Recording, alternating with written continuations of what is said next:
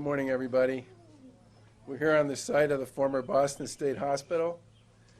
The overall redevelopment of this site has been going on for many years. In fact, it goes back to when I was serving as Secretary of Administration and Finance in the Weldon Cellucci administration back in the 90s. And one of the most important decisions that was made back then was a decision that was made by the Citizens Advisory Council and by the Commonwealth to stop thinking about the Boston State Hospital site as a single parcel and to actually start thinking about it as a collection of opportunities that could be used to support and service and provide opportunity for the community on a one basis. And it was that decision in many respects that I think unlocked the fact that the whole parcel had basically sat vacant for a very long period of time and suddenly began the process of being redeveloped.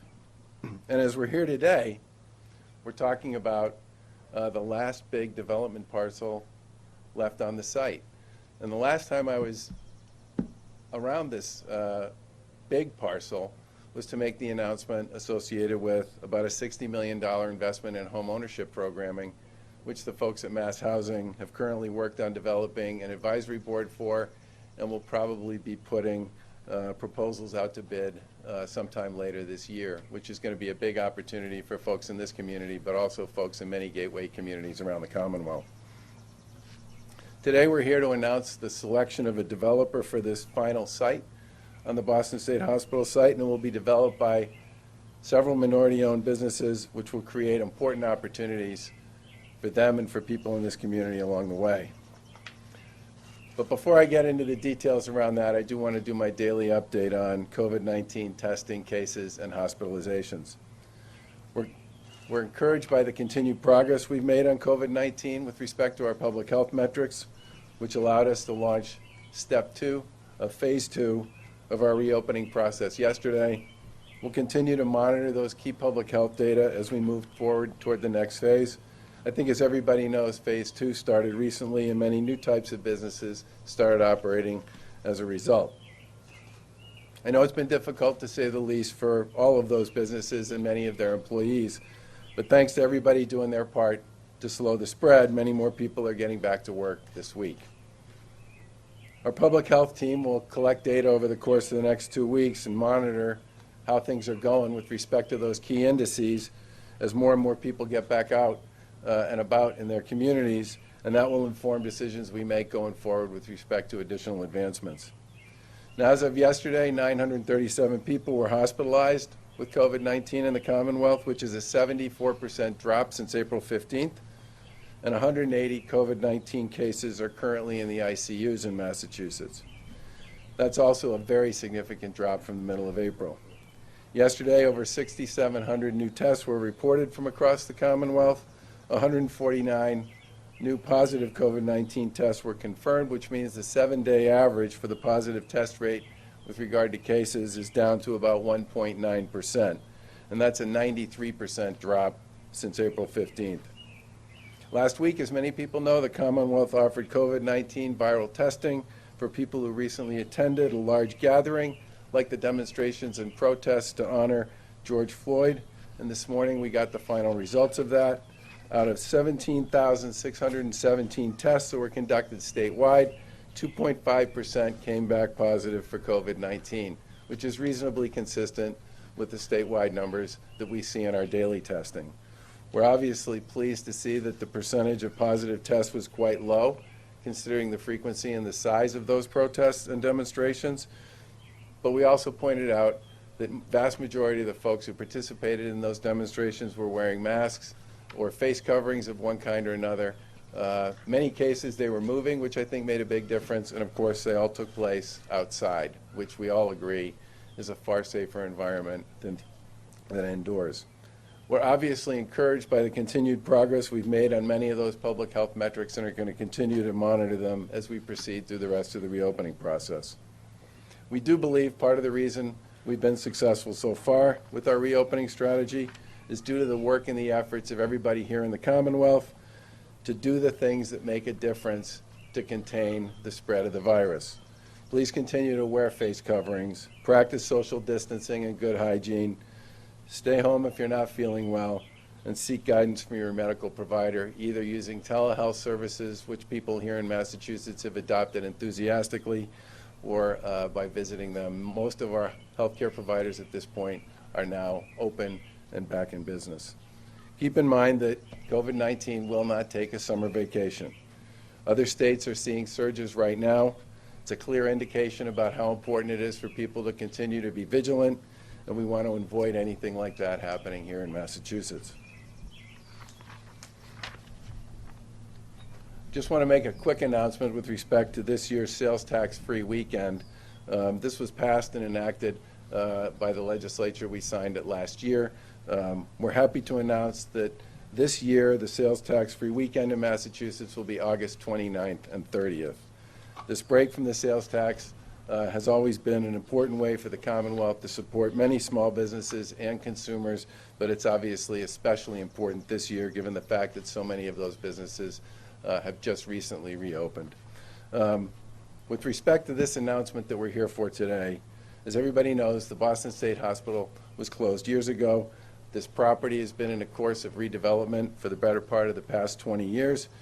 To date, a number of different projects have been developed, and today we're here to announce a plan for the final and last parcel. Upon completion, this entire project will result in the development of around 200 housing units, over 50 affordable units for seniors, nearly 300 rental units, 45 cooperative townhouses, Mass Audubon's Boston Nature Center, and Wildlife Sanctuary, where we're located here today, facilities for the Brook Charter High School and Mass Biologics, and more. Today we're pleased to announce that Primary Corporation, in conjunction with Toll Brothers, have been selected to develop the final 10 acres of this property. Primary Corporation is a modern minority business enterprise, and they plan to develop close to 400 residential units on this parcel with a combination of senior and affordable housing.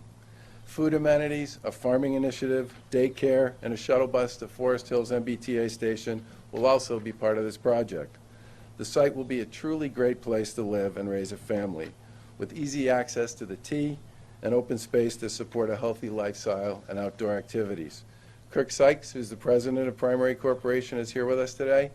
Kirk is a member of our Black Advisory Commission and has been an important voice as we continue promoting projects for MBE businesses here in Massachusetts.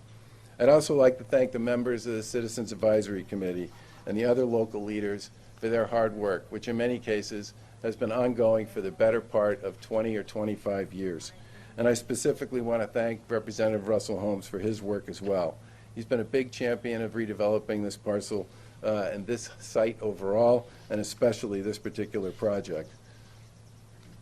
For this contracting project, we've been using the so-called Massport model, which integrates diversity and inclusion for development, financing, construction, and more. And we're committed to this model because it was enormously successful in ensuring contracts went to women and people of color, groups who in many cases have historically been shut out of many construction and development projects like this one. Primary Corporation is also committed to working closely with numerous other minority-owned business and women-owned businesses here in Massachusetts throughout this project that had a lot to do with the reason why they were the unanimous choice of the CAC as well as the choice of the Commonwealth. Construction-related activities will begin on the site sometime in 2021 and conclude in 2024. Let me close with this. I've said before that we have a very strong working relationship with the Black and Latino Caucus and with Representative Holmes. Those conversations have been enormously important and productive in developing a shared opportunity to pursue a variety of initiatives, including ones like this. As a result, we take very seriously the opportunities and the possibilities that come from those dialogues and the discussions. Every 90 days for the past 5 years, we've been talking to them about a whole variety of opportunities, and it's projects like this when they finally get to fruition that make all that work, that conversation, and that dialogue worthwhile. And with that, I'm going to turn it over to Carol Gladstone, who's the Commissioner of the Division of Capital Asset Management and Planning.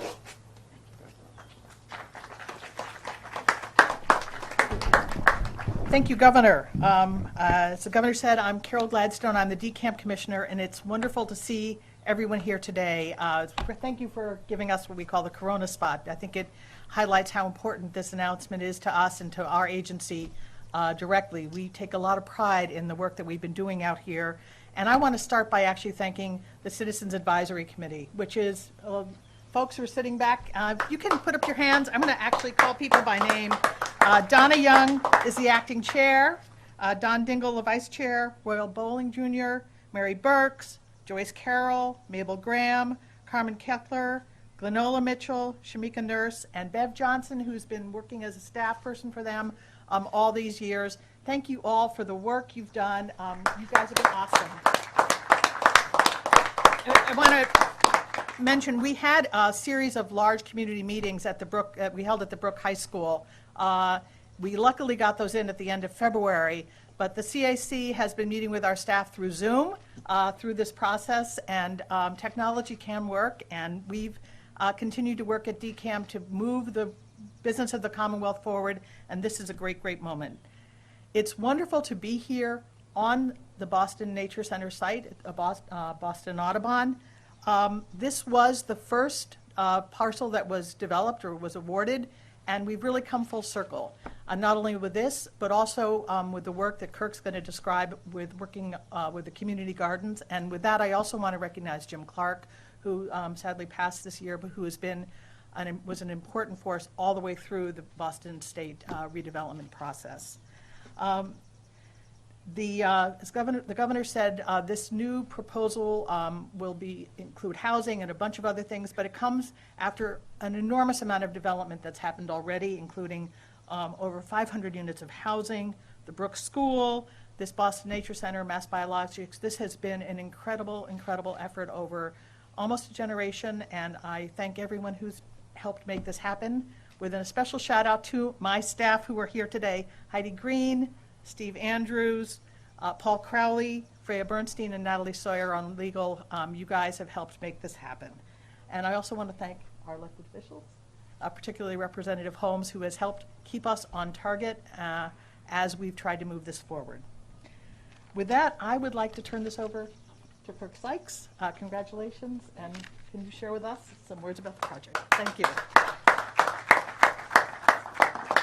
Well, thank you, Carol, and I'm so glad you mentioned Jim, because I'd just like to ask for a couple of seconds of silence for Jim, because many of you may know that Cooper Community Gardens was the first thing to happen on this site almost 40 years ago, and Jim was single-handedly, along with the other gardeners, responsible for getting this party started. And if we could just take a moment.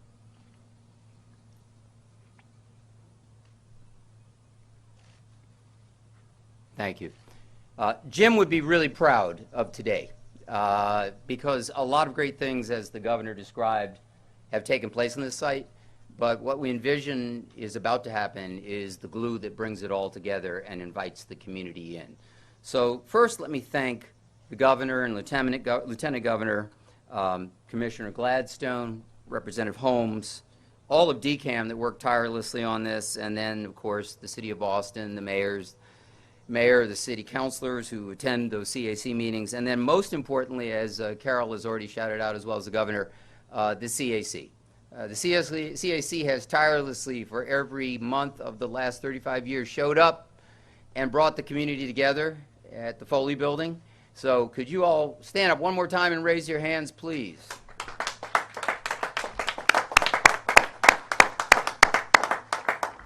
So what I'm thanking you for is the opportunity to make our community greater. It's already great. What we envision is making it even better and inviting everybody in. So Governor Baker and Lieutenant Governor and the Commonwealth are essentially leveraging this state land asset. They're creating economic development and innovation in our community. That opportunity comes with a responsibility and an obligation. We get that. To be inclusive, to be local, to invite the community into all aspects of campus, businesses, jobs, training, housing, all of those need to be the inclusion that we all want in this community and on this site. The name campus was selected to commit to being a place that, like an academic campus, is open and inviting, a place of interaction and innovation, and a place of collaboration and advancement. And we expect all of that to happen on this site. Primary Investments, Accordia Partners, and Toll Brothers Apartment Living, and our entire campus team, please raise your hands, because there's a big team out there. So proud of these folks. They've spent a lot of time and energy making this vision happen. Look forward to partnering with the Commonwealth, our community, and our community-based organizations and businesses to achieve the place we all want to have and enjoy. Primary Investments and Accordia Partners, both minority business enterprises, set out to become one of America's most significant real estate platforms. Significant to us means creating change through real estate development and investment. Change in ownership, change in businesses, jobs, training, and education, with the goal of uplifting the communities that we build in. Most importantly, we pursue diverse and inclusive change intended to address the wealth gap that creates the need for places like this and creates healthy and safe places for all. That's what we're about. The primary Accordia Toll leadership recognizes that the concrete actions must begin now. And we commit to use our development platforms to further advance these diverse and inclusive initiatives immediately. So what are they? Build diverse and inclusive businesses. Support and empower local and MBE, WBE small businesses like Ripple Cafe, who will be on the site in Ashmont now, and Brazos Fuerte Brewers, one of the only black-owned, women-owned brewing companies in America. Or create D&I jobs. Set local hiring goals that are significantly higher than what's expected of us. Provide diverse and inclusive job training, like what we'll do with Mattapan Teen Center and the residents who want to work on this site and want to work beyond this site. Offer diverse and inclusive education opportunities, like our REX real estate education program, some kids of color can get into an industry that has been woefully exclusive of them, as well as healthy growing and healthy living initiatives that will take place with Cooper Community Gardens and the local health centers. And the Audubon Nature Center nature-based preschool, which we'll be expanding, which is currently oversubscribed. So we're excited to work with Julie and her tribe to help expand that. Create diverse and inclusive teams. Diverse design teams, management teams, and execution teams like Dream and Proverb, who are already working on this project, and the ones who will come. And then diverse and inclusive investment opportunities. We invite the community to invest alongside us in the projects that we build in with the goal of building wealth for us, all of us in our communities. And lastly, diverse and inclusive communities. We invest a portion of the profits that we make back into the communities we build to benefit them. These are the cornerstones of what Accordia is about, and Toll, and Primary. So, in light of the devastation of the last few weeks and months, our country must now take action in order to heal. The diverse and inclusive actions Primary, Accordia, and Toll are taking are grounded in positive and proactive behavior. Build, create, provide, teach, access, and invest. Only through these cathartic and equitable efforts will we be able to move forward together. Accordia is a word founded from the word accord, agreement, or to give or grant someone power, status, something we don't know. Primary Accordia Toll seeks to empower this community and its residents through our efforts and reach the kind of harmony and unity our name Accordia implies. Let us seek accord at campus together. Thank you.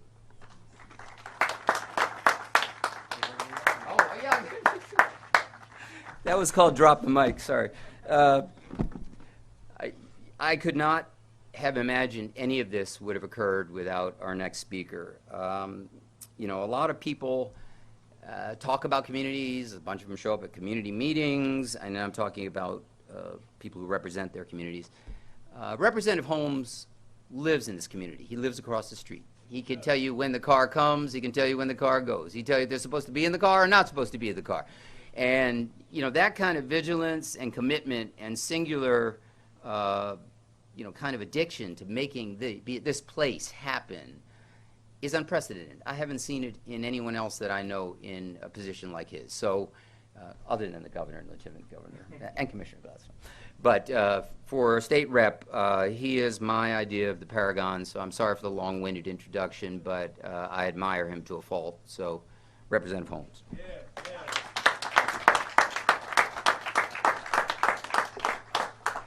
Thank you, Kirk. I admire you as well. I learned. So for me, it's so important to learn. And I just look to continually learn. And every time I sit down with Kirk, particularly on projects like this, they are so complicated. It is very difficult to get projects that are going to be reflective of what we're demanding all along, which are we want people who live in our neighborhood to just move across the street. We're not building a new neighborhood or a neighborhood for new people to move in. There are many, many people who are in situations where they're with their mom, with their dad, can't afford to move and start on their own. That's who this is for.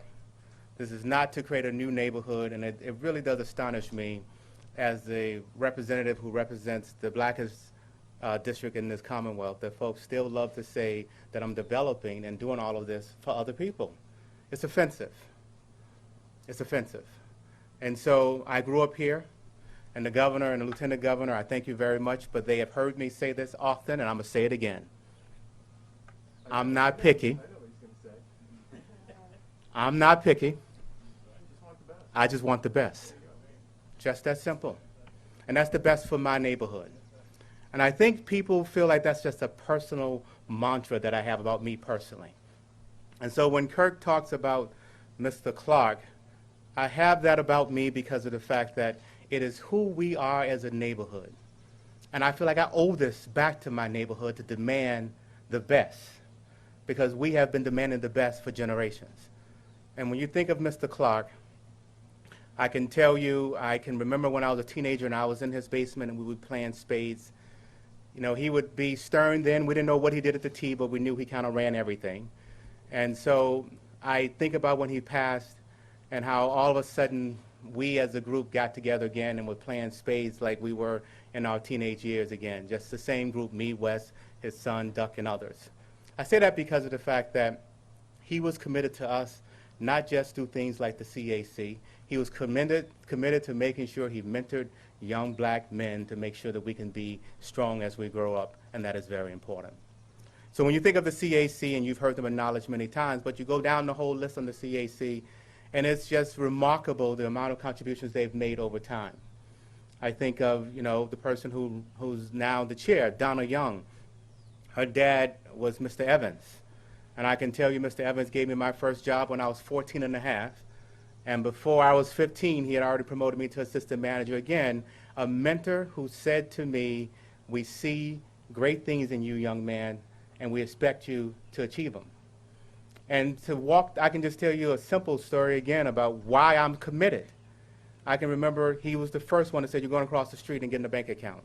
At 14, I didn't know that I was supposed to go to the bank account, but I was engaged in the financial system right away because of the types of lessons that he taught me. We still have today people with not enough financial literacy that are using not banks and going to check cashers and the like. Those are things that they were teaching us at a young age to understand so that when we get to this age that we can make the right decisions. And so when I think of Donna, I think of Mr. Evans, I think of, like I said, the banks.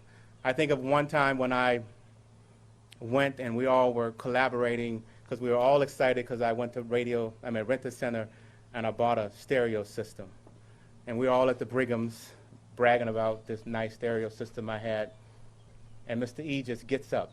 He was eating his dinner, didn't know what he wanted. He just get up and said, get your key, you come with me.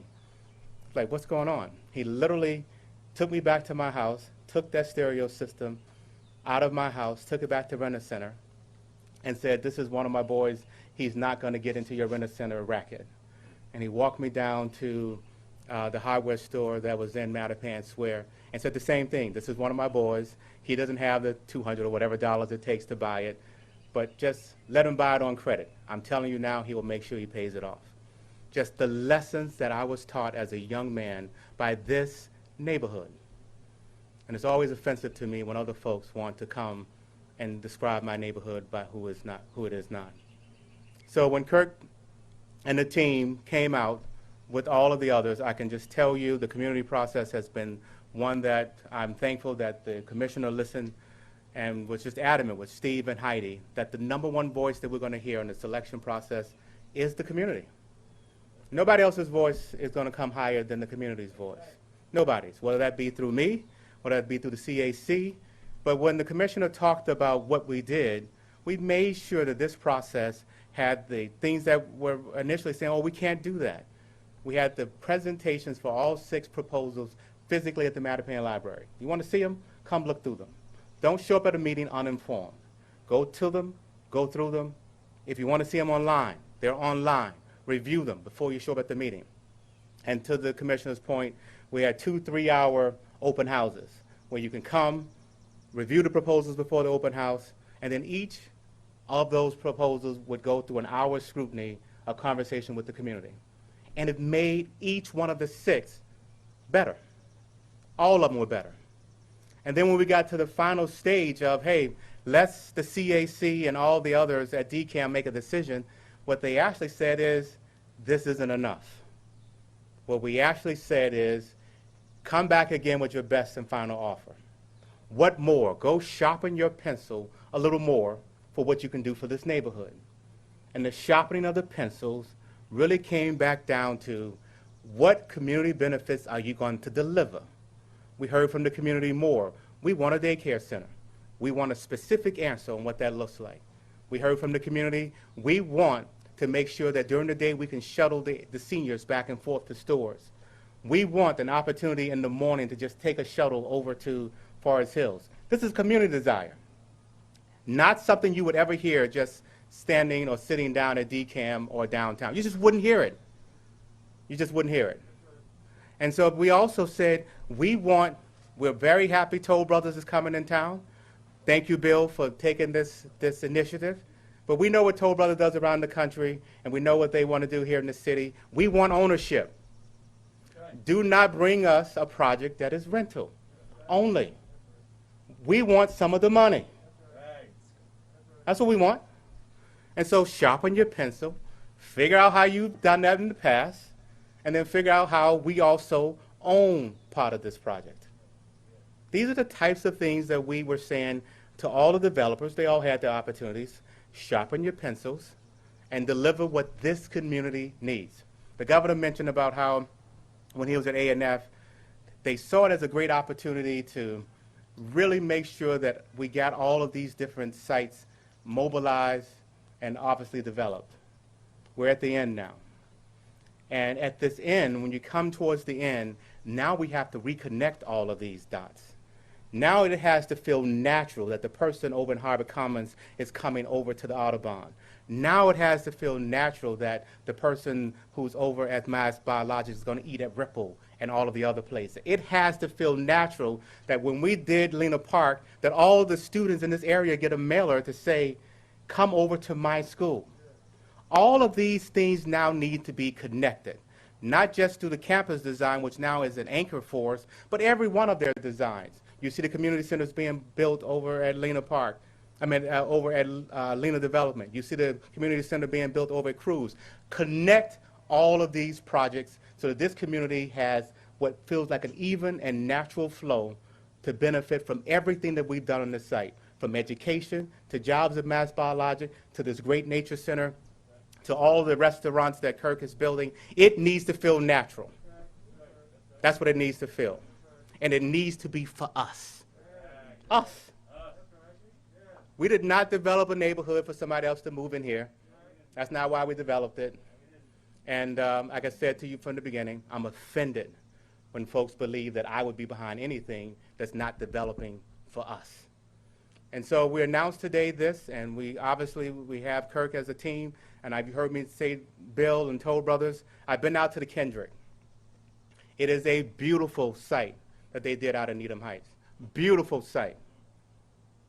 That's the level of quality that I expect on this site. Same level of quality. Built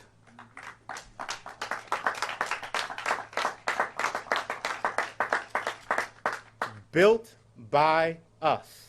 And that's where I'll end it. somewhere there's a goal here in the Commonwealth that we have, that you have somewhere in the neighborhood of about, we say, hey, we want a diverse participation of about 13% people of color and women and things of that nature. And I've just seen many developers say, hey, we have met the goal.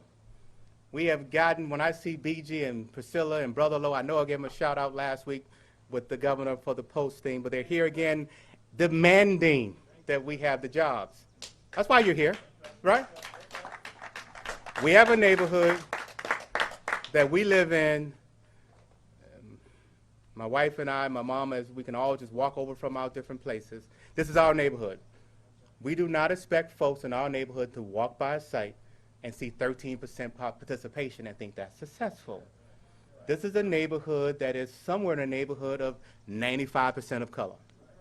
So when you go and you think you've had a great goal of saying, hey, I've gotten 13%. Look at this. I've exceeded this goal. We're at 18%. You guys were demanding 13. Look at how wonderful we are.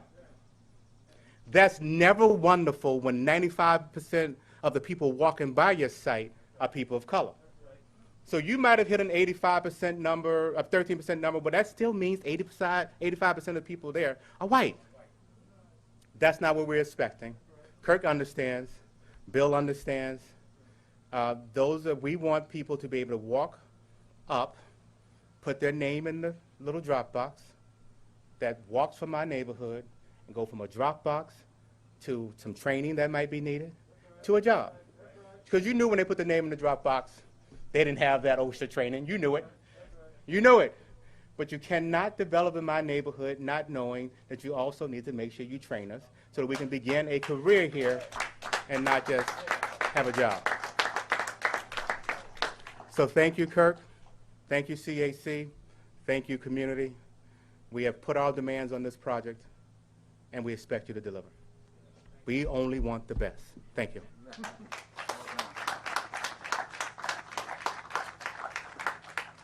Questions on the project? Let's start there.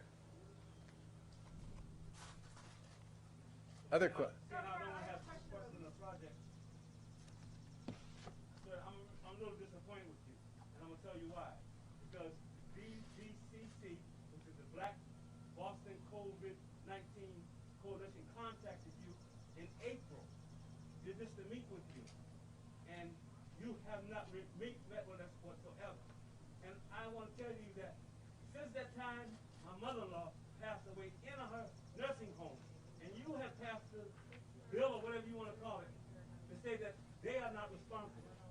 I'm very disappointed because, as far as I'm concerned, you didn't have to meet with us 15, but for 15 minutes of your time, which we value, I think you should have made it. We could have did a Zoom call.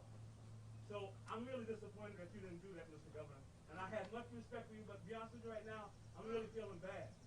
I'm really feeling bad. Because you mean to tell me from April to now you didn't have 15 minutes to meet with us? I really feel bothered by that. And insulted, to be honest with you. And you come in the community to do a ribbon cutting. But you didn't want me, and you have been here before. But this is a coalition of black people that are bothered by the fact that you wouldn't even meet with us. And since then, like I said, personal tragedy has fell upon my family, and I'm offended. And I don't want to get more because I get emotional, and I don't want to be disrespectful to you or my rep home. I'm just letting you know how I feel, and this is only a fraction of how I feel. So I want to know, what are you going to do on that aspect? Because this is nice to be able to build a house out here and building, but one of the main things we're also interested in ensuring that happens is we're sitting in the middle of the highest rate of unemployment, right here in Mattapan, Dorchester, Rockville. Yep. We want to make sure that, like Russell Holmes said, there's employment, serious employment. Yeah. We'll set it up. We'll talk to you soon, okay? And I'm sorry that didn't happen. And I'm really sorry about what happened to your mother-in-law. I'm trying to be respectful. I'm really trying to be respectful. I appreciate that. Since you didn't come to us, we had to come to you. Like I said, I'll set it, I didn't know about it. I'll set it up. We'll have the conversation. Governor, the Attorney General was making some comments about the administration's transparency with the unemployment. Yep. Do you think that comments about her criticism, and is there anything you're doing to fix it? I know that you had talked about the call center that you beefed up Yep. right away. Well, the first thing I'd say is that the PUA program, which was the Pandemic Unemployment Assistance Program, the part for gig workers, we were one of the first states in the country to actually set that up. And we have about 300,000 people who are currently actively collecting under that program. And what we are now dealing with, not just here in Massachusetts, but around the country, is a very large exercise in fraud and theft that's being led by people who, over the course of many years, stole identities. Some of those biggest identity breaches that took place have been used by these fraudsters to basically apply for, with all the information that they need to successfully collect unemployment, who aren't entitled to it. It's theft. It's theft from you. It's theft from us. It's theft from everybody. And we have put in place a series of mechanisms to make sure that we are paying out this money to the people to whom it's entitled. And as I said, the work on this one is ongoing. We're cooperating with federal and state law enforcement authorities on it. And part of the reason we've been relatively quiet about what we're doing to deal with this is I have zero interest in providing a roadmap to people who are trying to steal money from the people of Massachusetts about what it is we're doing to fight them. And the mechanisms we put in place are the ones that are being used in many other states to ensure that the people who get the money are in fact the people they say they are. And as I said, one of the first states to put this program up, there are 300,000 people currently collecting under it, and we do everything we can to make sure that somebody is who they say they are. And we've had lots of back and forth almost every day with the Attorney General's office on people who come to their attention and people come to our attention to make sure that the people who get the resources are in fact the people who are entitled to it. But at the same time, we got to make sure that this very sophisticated and aggressive network of thieves don't steal money that belongs to other people, which is what we're dealing with. The police are stealing funds from other people. That's a legitimate concern. Organizers say the plan to give police officers $5,000. $5,000 for anti-racism training? Is Who accused of paying deserves them to be that? racist. Are you in fact paying them to be racist? The police officers. We worked very hard with the caucus and with other folks to put in place a program that would do two things. Number one, enhance the training, education, and certification requirements to be a law enforcement officer in the Commonwealth of Mass. Where are And the secondly, results?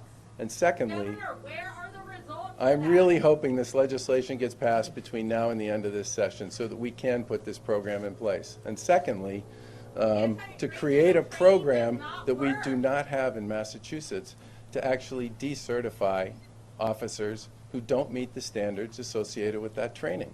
In Massachusetts currently, there is no hard decertification process if you use a chokehold. There is no hard decertification process if you don't intervene when you should to protect somebody. There is no hard decertification process in place in Massachusetts if you violate someone's human rights. There is no hard decertification process in place in Massachusetts if you engage in biased behavior and activity under state law. There is no hard decertification or process in place currently for any of those things. This law that we filed in conjunction with our folks at the caucus is about delivering on not just an enhanced certification program, but also a process to decertify officers who don't live up to their oath. And as part of that, we included a modest bonus, not for those who actually did the training and did their continuing education training, but for those who went beyond the call and did additional work in this space so that we can continue to enhance our capacity to provide people what they deserve on the streets, which is an accountable law enforcement community. Okay, thanks everybody. So what you are saying is that you're giving a bonus to police to do their job. Representative Explain that Holmes. to people who don't really understand why that's necessary, why a $5,000 incentive is necessary for this. This is not if you actually just do what you're required to do under this Sorry, proposal. Can I do something? We're here for something very positive, and you please don't make it so that the questions that are important to us be answered by our community get overshadowed by yours. That's all I'm going to ask. I have no problem with your First Amendment. This isn't my community? What I'm saying is, Are you this saying community. this isn't my community? What I'm saying is your issue isn't the one I'm dealing with Are today. you saying that this is my So community? please This don't isn't my kid, community? please do not cut this off, just so we Are can you avoid saying this that argument. This isn't my community? I'm saying your issue, whatever it is with Charlie, isn't mine.